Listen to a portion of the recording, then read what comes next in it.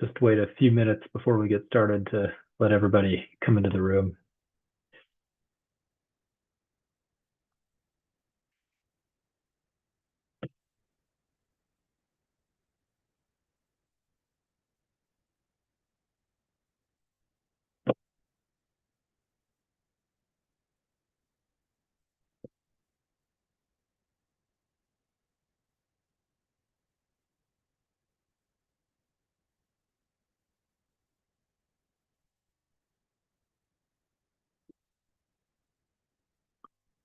All right, let's get started. Good morning. I'm Hearing Officer Sam Bivens at the Administrative Hearings Office of the State Water Resources Control Board. This is a status conference in the matter of the pending petitions for change and extension of time for permit 14853 and pending water right application A031792 of North Gualala Water Company. This status conference is being conducted by Zoom webinar and is also being broadcast live on the AHO YouTube channel. Both the audio and video are being recorded, and we will post files of this recording along with the Zoom-generated transcript to the AHO FTP site. The YouTube recording will also be available on the AHO YouTube webpage. If you experience technical difficulties trying to communicate with us, please send an email to the AHO at adminhrgoffice@waterboards.ca.gov. AHO staff will be monitoring that email inbox and will assist you to the extent possible. With me today are several staff of the Administrative Hearings Office. We have Nicole Mullen, Rebecca Stolfus, Skylar Anderson, and Kyle Wooldridge. With that, let's move to appearances. We're using a different version of Zoom today for security purposes. So as I call each of the parties, I ask that each party's lead representative raise their hand. Then my staff will promote those individuals to panelist status, which will allow you to talk, appear on camera, etc. Once you've been promoted to panelist, please state your appearance and identify any other individuals from your team who you expect to have a speaking role during this conference, which I imagine will be quite short. As we proceed, please keep your microphone muted except when you're speaking so that we can minimize background noise. So appearances for North Gualala Water Company, please. And I see Ms. Pierre has raised her hand.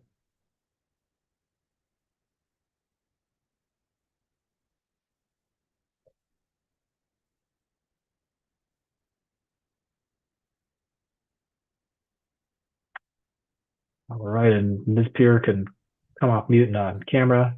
Good morning. Hi, good morning. Kristen Pierre for North Gualala Water Company. And nobody else will be appearing on behalf of the company. Great, thank you, Ms. Pierre. California Department of Fish and Wildlife. I see Mr. Pacini's raised his hand.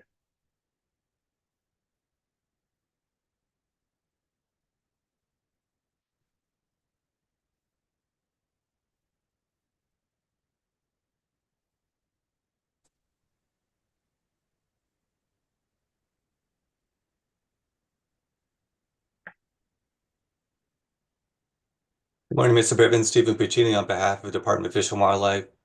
Joining us today also is David Manthorn with the Department's Region 1 office and Monty Larson, also with the Region 1 office. Thank you. Very good. Good morning, Mr. Pacini, Mr. Manthorn, and is it Mr. Larson? Okay, very good. I knew a Monty who was female, so just wanted to be careful. All right, thank you. NOAA Fisheries. Anyone from NOAA Fisheries? No. All right. Coast Action Group. Mr. Levine is not here. And Jerome P. Lucy also appears to not be here. I don't see anyone else as an attendee, so that will be it. So I had a short agenda for today, and it's now much shorter than it would have been without Mr. Levine here. I reviewed I reviewed CDFW and the water company's joint status conference statement and the request to continue the hearing to October 2026, which I was inclined to grant and cancel the status conference, but yesterday I received an email from Mr. Levine indicating that he had some issues he wanted to raise around conservation and leakage. before he would agree to the continuance. I didn't fully understand Mr. Levine's email, so I was going to give him an opportunity to explain what his concerns are around conservation and leakage in the extension, but he's not here to do that. So I guess I'll just ask the parties. I didn't read your joint statement of the discussion of the technical work to be foreclosing the consideration of conservation measures, water conservation measures, or leakage prevention. Is that fair, Ms. Pierre? Absolutely. Yeah. Okay. And I mean, the company already has extensive conservation measures in place. So, you know, I think it's frankly on the company. We'll set a meeting with Mr. Levine. We'll see if we can satisfy him that you know the measures that he's talking about are actually already in place and in function. And we can report out at the next status conference. He hasn't been involved in the discussions with us in the department just because, frankly, we're trying to get to some sort of resolution with the department first. So we just haven't gotten there to speak directly with him about his concerns, which we will do. But you're absolutely correct that to the extent he raises something that, you know, the company is comfortable implementing and isn't already doing, you know, we're not foreclosing that possibility. Great. And my recollection is that Mr. Levine had generally said he was going to defer to the fisheries agencies that were participating in this matter. And I assume he's still planning to do that for the most part. So I guess what I would suggest is the next time we do this, to the extent possible, see if you can communicate with Mr. Levine before filing the joint statement and get a sense of his issues, and maybe even sign off on the joint statement, or alternatively, if you can't get a hold of him, you can, you know, put that in the joint statement, and then, you know, we can avoid 5 to 10 minute status conferences where you have to appear and Fair enough. We'll time do. and Yeah. resources.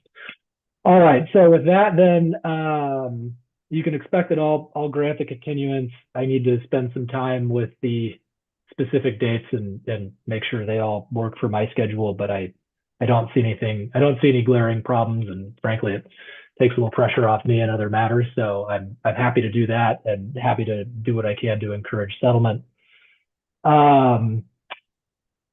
I will say, to the extent you get further along in this, to the extent the parties feel like they, you know, need some mediation assistance, we have some folks at the AHO who can do that. I obviously would not participate as the hearing officer, but we could assign someone from the AHO's office to mediate in the future if that would be helpful. No need to comment on that now. I just want to make sure you all know that's an option. That's helpful. Thank you. Yeah. Great. And then while we're here, are there any other procedural matters that you, Ms. Pierre, or you, Mr. Puccini, would like to raise before we depart? None that I can think of. Thank you. None that I can think of either, other than you called on the National Marine Fisheries Service for an appearance. They haven't formally canceled their protest, but they did indicate a couple of months back that they no longer had the resources to participate in this proceeding. So I don't know what the process is from your end, if we need to seek a formal cancellation from them. But they haven't been involved in our discussions. Yeah, let me look into that. I think probably I had the same thought about the National Marine Fisheries Service, and I think what I will probably do is issue some kind of letter that directs them to let us know if they're going to participate and if they want to voluntarily cancel their protest. And I imagine they would do that if they're not going to participate. So if they don't, I think we'll look into how we can resolve that protest administratively, one way or the other. So thank you for bringing that up. We'll look into that. Right. All right. So I will get an amended hearing notice out with either the dates you've selected or the same dates with some minor modifications depending on my schedule. Thank you both for your helpful table, by the way, in the joint statement. That'll make my life easier. And with that, we're adjourned. Thank you for your time this morning. Thank you. Thank you, Mr. Bivens.